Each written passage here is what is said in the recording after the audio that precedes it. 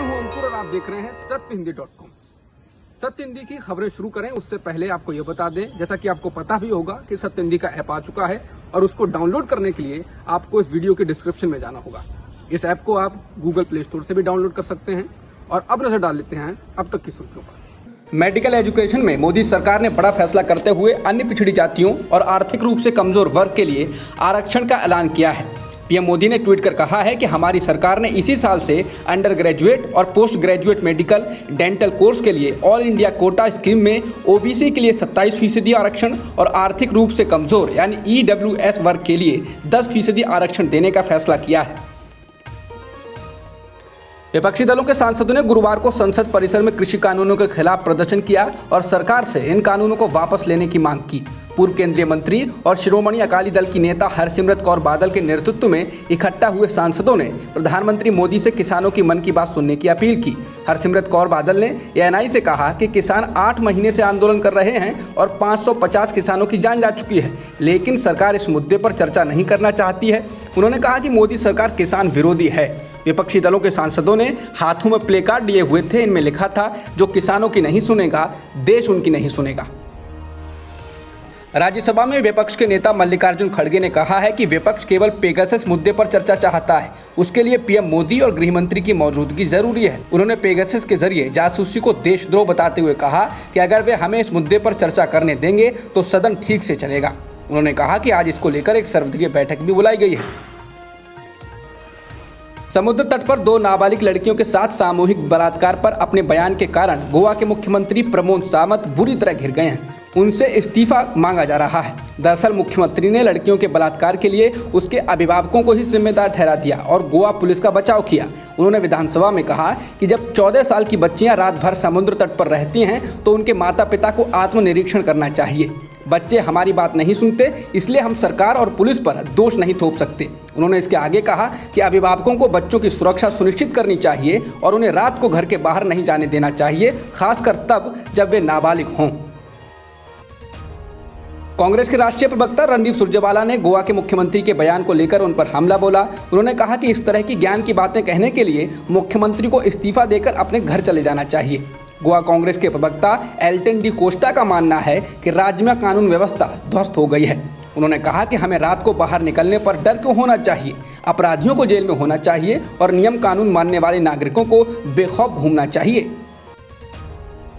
शिवसेना की राज्यसभा सदस्य प्रियंका चतुर्वेदी ने भी गोवा के मुख्यमंत्री के बलात्कार वाले बयान पर हमला बोला। उन्होंने इसे बीमार मानसिकता और जिम्मेदारी से बचने का तरीका करार दिया। उन्होंने इसे शर्मनाक भी बताया। इसके अलावा गोवा फॉरवर्ड पार्टी के प्रमुख विजय सरदेसाई ने इसे घिनौना कहा। उन्होंने कहा कि नागरिकों की सुरक्षा राज्य और पुलिस की जिम्मेदारी है। यदि वे ये सुरक्षा नहीं दे सकते हैं तो मुख्यमंत्री को पद पर बने रहने का कोई अधिकार नहीं है। पेगासस स्पाईवेयर के मामले में शिवसेना ने केंद्र सरकार को घेरा है। शिवसेना ने कहा कि देश के लोग पेगासस को केंद्रीय जांच ब्यूरो यानी सीबीआई, प्रवर्तन निदेशालय यानी ईडी और आयकर विभाग यानी आईटी की एक अन्य संबंध शाखा के रूप में देखेंगे। शिवसेना की ओर से कहा गया कि अन्य राज्यों के मुख्यमंत्रियों को भी नागरिकों के अधिकारों और नागरिक स्वतंत्रता की रक्षा करनी चाहिए। संपादकीय में सामना ने कहा है कि ममता ने सभी को जगाने का काम किया है। शिवसेना ने अपने मुखपत्र में लिखा है, इसलिए ममता बनर्जी का साहसिक कदम महत्वपूर्ण है। उन्होंने एक न्यायिक आयोग का गठन किया और इसकी जांच शुरू की। उन्होंने वही किया जो केंद्र को करना चाहिए था। इसीलिए पश्चिम बंगाल में ममता ने बाघिन की तरह लड़ाई लड़ी और वहां जीत हासिल की। मिजोरम को शेष भारत से जोड़ने वाले राष्ट्रीय राजमार्ग 306 को असम की सीमा के पास बंद कर दिया गया है, जिसके कारण ये राज्य पूरे देश से कट गया है। वहां ना कोई चीज़ पहुंच रही है और ना ही वहां से कोई चीज़ बाहर आ रही है। इससे मिजोरम के लोगों को खाने पीने और रोज़मर्रा की दूसरी चीज़ों की किल्लत हो रही है।